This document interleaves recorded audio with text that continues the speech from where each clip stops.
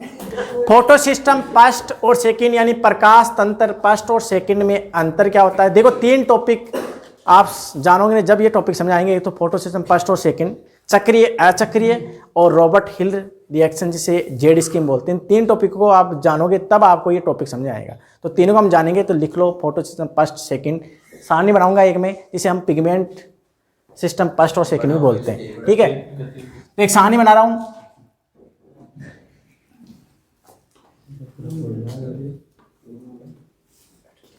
ठीक है, क्या आप इतना बड़ा तो हमारी कॉफी 30 में आ जाती है।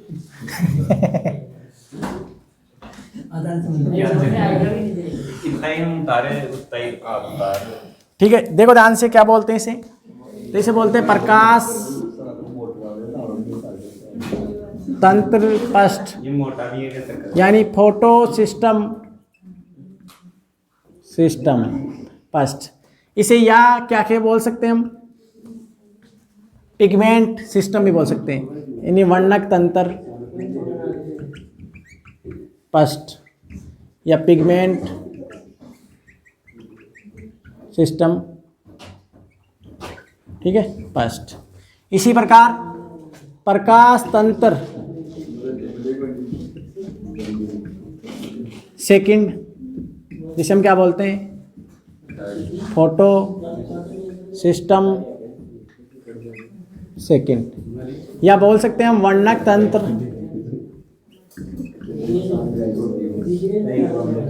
सेकंड। ठीक है, इंग्लिश में क्या बोलते हैं इसे, पिगमेंट सिस्टम। ठीक है, तो फोटो सिस्टम फर्स्ट और सेकंड में डिफरेंट क्या होता है। तो आप जानते हो LH लाइट हार्वेस्टिंग सिस्टम मतलब प्रकाश ऊर्जा को क्या करता है, जो ग्रेना होते हैं हरित लवक के अंदर, जो पिछली वीडियो में हमने जाना था, उनको एब्जॉर्ब करते हैं, अवशोषित करते हैं। उससे क्या होता है, इलेक्ट्रॉन क्या होते हैं, एक्साइट होते हैं, उत्तेजित होते हैं। उससे क्या होता है, रिमूव करते हैं, वो गति करते हैं। ठीक है, तो उनकी बात करते हैं हम। तो अंतर क्या है, एक सारणी है, इसको ऐसे कैसे लिख लो, पहला पॉइंट। ठीक है, यह जो होता है ना प्रकाश सिस्टम फर्स्ट, ये ग्रेना की बाह्य सतह पर होता है। तो यह है, लिख लो इसे ऐसे कैसे, ग्रेना की बाहरी सतह पर संपन्न। इसमें क्या करेंगे, ग्रेना की आंतरिक सतह पर संपन्न, ग्रेना की आंतरिक सतह पर संपन्न। ठीक है, दूसरा पॉइंट, चुप रहो, चुप। इसका अभिक्रिया केंद्र, फोटो सिस्टम फर्स्ट की बात करें तो अभिक्रिया केंद्र जहां पर रिएक्शन होती है वो एक तरंगदैर्घ्य होती है, बताइए ना अभी 400 से 700 एंगस्ट्रम को एब्जॉर्ब करते हैं। ठीक है, प्रकाश किरणों की। तो इसकी जो अभिक्रिया केंद्र होता है ना, वो होता है P700। P का मतलब फोटो, P का मतलब क्या होता है, फोटो। और इसकी बात करें हम अभिक्रिया केंद्र, अभिक्रिया केंद्र रिएक्शन सेंटर की बात करें तो P680। याद रखना है, ये जितने भी सारणी है सारी के सारी लाइनें लिख रहा हूँ, वो सारी सारी इंपॉर्टेंट है, सुन लेना। 3 सारणियाँ, ये 3 टॉपिक पढ़ेंगे ना, उसमें क्वेश्चन आते हैं एग्जाम में, सुन लेना यहाँ से। बाकी C3 चक्कर C4 चक्कर से तो पूछते हैं, पर यहाँ से भी पूछ लेता है। ठीक है, तो सारी लाइनें इंपॉर्टेंट है। ठीक है, एक या दो बस ये देते हैं इस चैप्टर से, तो 1 क्वेश्चन या 2 क्वेश्चन। ठीक है, तो 1 भी दे दे, 2 भी दे दे। ठीक है, अब देखो इसमें क्या होता है, जल का प्रकाशिक अपघटन होता है। सॉरी, जल का प्रकाशिक अपघटन नहीं होता है, उसमें होता है सेकंड में, है ना। तो जल का प्रकाशिक अपघटन नहीं होता, आवा नहीं। तो जल का प्रकाशिक अपघटन नहीं होता है, तो जल ऑक्सीजन भी मुक्त नहीं होगी, क्योंकि जल के टूटने से ही तो ऑक्सीजन मुक्त होती है ना, तो ऑक्सीजन मुक्त नहीं होगी, तो O2 मुक्त नहीं होती है, O2 मुक्त नहीं होती है, नहीं होती है। ठीक है ना। इसमें क्या होगा, जल का प्रकाशिक अपघटन होगा, जल का प्रकाशिक अपघटन याद कर लो इसे, हल्का प्रकाश का बटन होता है। तो इससे क्या होगा, ऑक्सीजन मुक्त होती है, O2 मुक्त होती है।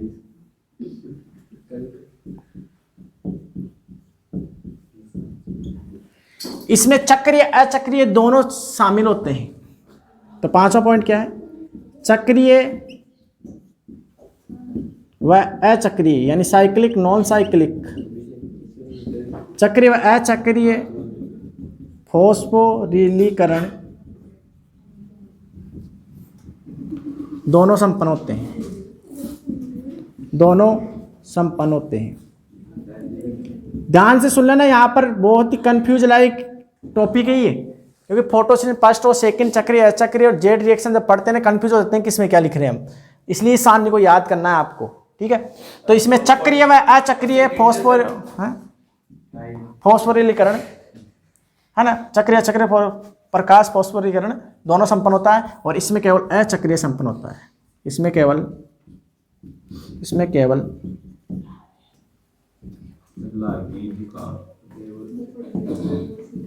जुकाम के, इसमें केवल अचक्रीय फॉस्फोरिलीकरण संपन्न होता है, ठीक है। तो ये थी एक सारणी, ठीक है। आपको समझ आएगी, सारी मेन बातें लिख दी है। ऐसे हम चक्रीय अचक्रीय के लिखेंगे तो वापस ये बातें रिपीट हो गई है, ठीक है। इसके अलावा मैंने यहाँ लिखी है लाइन फॉस्फोरिलीकरण, प्रकाश फॉस्फोरिलीकरण, इसकी परिभाषा बताओ रे क्या होती है। प्रकाश फॉस्फोरिलीकरण, फॉस्फोरिलीकरण की परिभाषा मैं बता दूं, फॉस्फेट मतलब एटीपी की बनने की प्रक्रिया को फोटो फॉस्फोरिलेशन या फॉस्फोरिलीकरण कहते हैं। इसकी नहीं, ये आसानी हो गई कंप्लीट, है ना।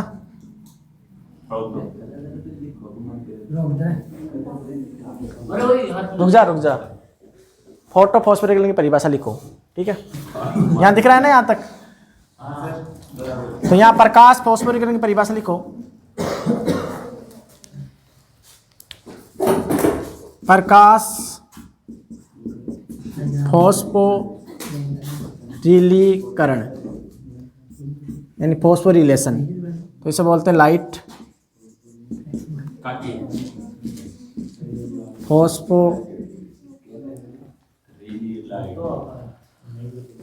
फोटोफॉस्फो, है ना, फोटोफॉस्फोरिलेशन।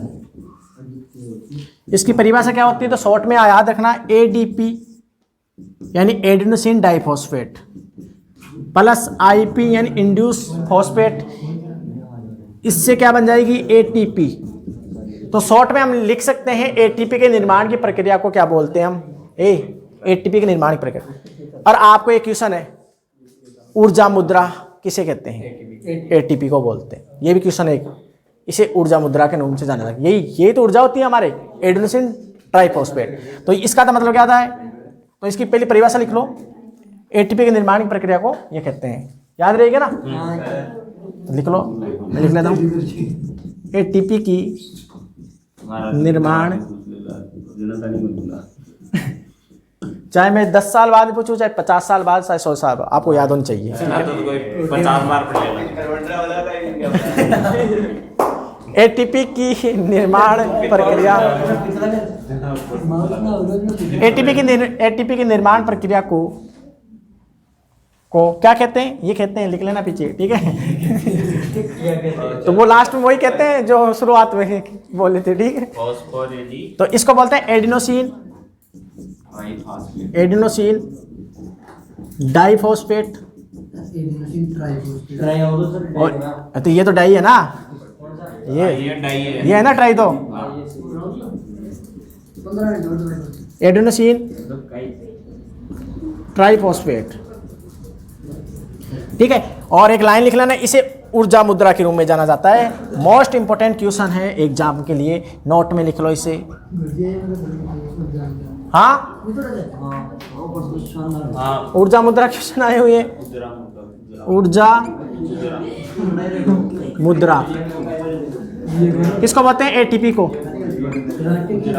एटीपी को बोलते हैं, लिख लेना रे आप कैसे हो।